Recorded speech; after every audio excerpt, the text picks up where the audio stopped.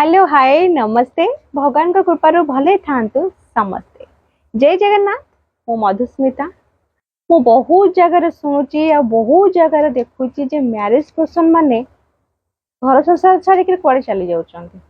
एमती काहे की करूछंती मु भी बुझी पारेनी।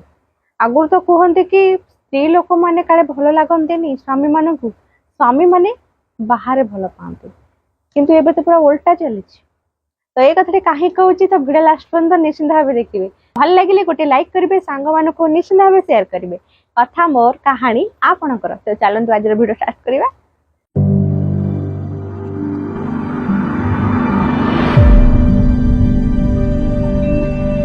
तो ये हूँ जड़े भाई रियल स्टोरी। भाई घर हूँ पुरी रे। कहवा कथा कि स्त्री को से अरेंज मैरिज करथिले, सब किछि ठीक ठाक थिला। दीटा पिला भी अच्छी, गोटे पुओ गोटे झील। झील आसी पढ़िले नवम रे। बड़ झीलटे हूँ बड़, पुओ हूँ सान। आ सान पुओटे चतुर्थ पंचम रे पढ़ुची। भाई सब बाहर को काम करने को चाहती, सबुदिन घर को फेरती। सी थे राजमिस्त्री। राजमिस्त्री काम जेहेतु से करती, तो डेली जाती और घर को भी फेरती। हेले भाई कहवा कथा कि मु एते सब ध्यान केबे दिएनी। मो बाहाघर को आसिकरी हो गला 17-18 वर्ष हो गला। तो मु कहीं मो स्त्री उपर एते शक करी। सी सब बड़े मोबाइल चलाए, मु ताको कौन सी जिनस केबे रोकटोक करनी। तार जहाँ इच्छा पिंधिला, जहाँ इच्छा कला, मु ताको कौन सी काम रे मु रोकटोक करेनी कि ताको किसी प्रतिवाद भी करेनी। आम भीतर एमती केबे झगड़ा भी हुएनी। हेले एमती मो पाखरु तार कौन मन छाड़ी गला मु जानि पारलिन। तो मु भी भाई को पचारि एक्चुअली कथाटा कौन। तो तांको कहवा कथा कि झीलटे आसी नवम रे पढ़िला, आर वर्ष 10म हम, पुओटा आसी भी 5म रे पढ़िला। आम घर पाखे मोर गोटे सान भाईटे अच्छे।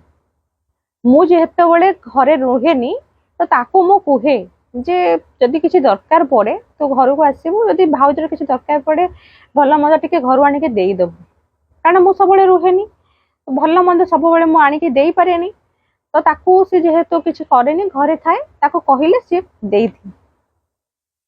हेले सी एबे मो स्त्री को लेके कुआडे फेरार हो जाइछि। मु तो फास्ट जो जानिली कि मो स्त्री नाही, मु केबे बिलीव कलिनी। कारण से राति अधरू उठिक कुआडे चली जाइछि। आम बहुत खोजा खोजी कलु, कारण काले शोइथिबा अवस्था बाहर को चली जाइछि कि एटा भाबी ताको बहुत खोजिलु, किंतु से मिलिलानी। तांको घर को भी फोन कली जे तम झियो कौन घर को जाइछि कि, से कहले ना झियो तो घर को आसीनी। दुखर कथा तांको भाई माने एबे भाई को ऊपर चार्ज करचंती जे आम भौणी कौन कुआडे गला कौन कला सेटा तू जानिथिबु, तू ताको मारी के कोड बोधे पोती देइछु। ये को चार तांकर तार मोर केबे पाटितुंड भी हुएनी। मु मारी के कोन पई पोतीबी, आपण घर पाखरे लोकन को भी पचारंतु, तार मोर केबे झगड़ा भी हुएनी। तार जहा इच्छा से सेया करे। ता मोबाइल ना मु केबे चेक करे ना देखे। मु 17-18 वर्ष होला बाहा सारलेनी, मु कोन पई ताको डाउट करबी। मो ता ऊपर हेतिक ट्रस्ट थिला जे से सेमिति किछि भूल करबनी। तो जोटी विश्वास नाही सेठी के मोबाइल चेक करे कि ताको संदेह करे, किंतु मु ताको बहुत विश्वास करे। मो सेमिति आगुरु केबे देखि भी नथिली। पुलिस को हेल्प रे से जो जगह अच्छी से जगह से जाकर पहुंचे कि ताको पचारे, अरे तू एमती कौन पाई मो सहित कलु, तोर दीदीटा पिला ये सब कौन पाई तू एमती कलु, मो सहित कहीं खेलु। तो मत रोक ठोक कहे तुम किए मु जानी। तापर पुणी कहे तुम मत को खुशी रखिल कि, मत को भले रखिल कि, केते पैसा तुम पाखे अच्छी। मु कौन कहबी मुझे भी जानी पार्लिनी। मु चुप रही। तो मु कहली तू एबे कौन चाहूचु, तू ए पिला सहित रहिबु तो? से कह हाँ मु आसीचु कौन आउ कौन एठु चली जिबा पई कि, तमे दया करी मो बाटरे मते छाड़ी दिया। मु तांको सहित बहुत खुशी अछि आ तांको सहित रहया को चाहूची। जेतेबे से तांको निज मुहरे कहउचंदी जे मु ता पाखु आउ जिबा को चाहुनी, मु ए पिला सहित रहिबी, मु ताको बाध्य कली, किंतु से पूरा मते न देखिला भलिया पूरा चली गला। मते सेटा बहुत कष्ट देला। मु छी कर देली ताको, ठीक अछि जहा करछु कर, मोर आउ किछि कहबार नाही। तापरे मु तांको भाई मानकु को जणैली जे तम भौणी एई सब कारनामा करछि, आउ तम भौणी पळेला किंतु तमे मो नारे केस कला, मु ताको मारी के कोडी पोती देली। एथर तम भौणी जाईछि, तमे बुझ सेठी तम नुवा भिणे आसी गेले, सेठी के जिबा।